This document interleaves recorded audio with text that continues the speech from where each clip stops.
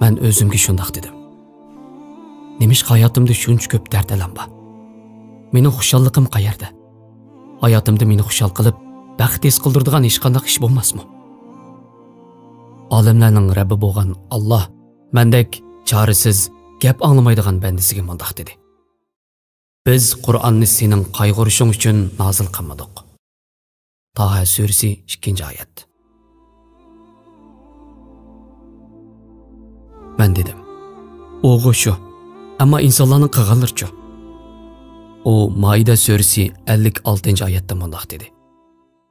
Kimiki Allah'ның payg'ambari va mu'minlarni do'st tutadigan, bilsinki Allah'ның tarafidagilar cho'qim qalbi qiladi.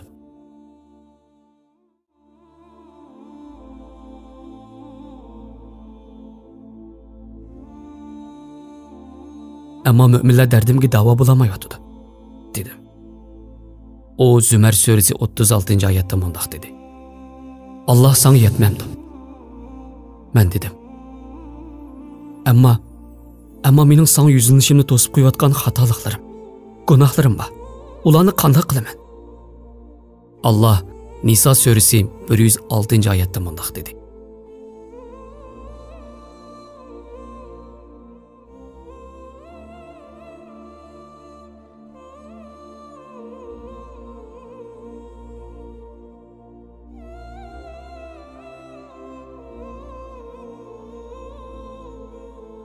Agar kechirilmasamchi, dedim. Haqiqatan Allah o'ziga sherik keltirilishdan boshqa o'zi xohlagan butun gunohlarni mag'firat qiladi, dedi. Xalqingni kechirdi ekansan. Rahmating kengri. Lekin agar meni kechirishni xohlamasangchi, buncha vala gunoh qandoqmi kechiriladi? Shuncha ko'p tavba qildim. Agar yana buzib salsamchi, dedim. Maide surasi 74-oyatda mundaq dedi. Yana Allohga tövbe qilinglar. Allah kechirgichidir, mag'firat qilguchidir. Meni kechirgin Allohim. Men o'zim yaxshi ko'rganligim uchunla sen yaxshi ko'rmagan yo'llarni maqdim. Men tövbe qildim Rabbim, dedim. O Baqara surasi 222-oyatda mundaq dedi. Allah ko'p tövbe qilganlarni yaxshi ko'radi.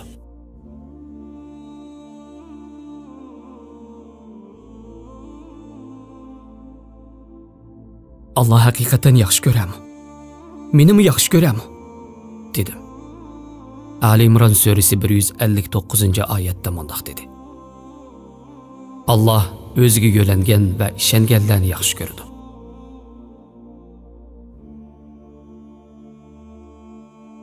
Rabbim, tövbemni senden boshqa qabul qilguchi yoki kechirguchi yo'q. Men sana ishondim, dedim. Anfal surasi 4-oyatda mundaq dedi. Ana shular haqiqiy mu'minlardir. Rabbim, menga bu dunyoda yordam qilgin.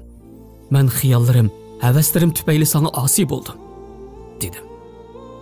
Duha surasi 3-oyatda mundaq dedi. Rabbing seni terk etmedi. Senden ranjib mi qolmadi, dedim. O insonlar meni terk etti. Men sana bak yaqinman, dedi. Sen menga yaqin Rabbim. Ammo men sana yaqin bo'lolmayapman. O mundaq dedi. O'zinglar yolg'iz, yolg'irgan holda Allohga bo'sh ovozda atigan va kashda duo qilinglar. Araf surasi 205-oyat. Seni zikr qilish dilimni aram topqiz olamdi, dedim. Allohni ko'p zikr qilish orqali o'zinglarni qutuldiringlar, dedi. Ey Allah, mening sendan boshqa kimim bor? Menga yor va yordamchi bo'ladigan kim bor? Men sening isming bilan boshlayman. Sening isming bilan oxirlashtiraman. Sening rahmating mening panohgohimdir. Sening zikring mening kalomimdir. Seni yaxshi ko'rish mening qalqinimdir. Qildim, yana qildim. Bilib turib qildim. Xohlab turib qildim. Bu sana qilgan itirofimdir. Men o'zimga zulm qilganchilik hech kim menga zulm qilmadi. sen mening Rabbimsan. Ey hammani yo'qdan bor qilgan, qo'llarini yaxshi ko'radigan, kuzatadigan va qo'g'daydigan Rabbim. Men sening buyrug'ingni qilay. Men sen xohlagandek bo'lay. Men sen bildirganni bilay, dedim.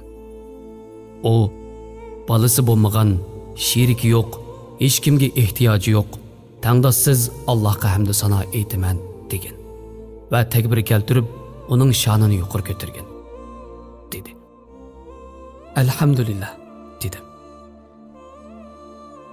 Sabr qilish va namoz o'qish orqali Allohdan yordam so'ranglar. O hammaga qodirdir. Har jonliq o'limning ta'mini tetig'ichidir. Biz sizlarni yaxshilik va yomonlik bilan sinaymiz.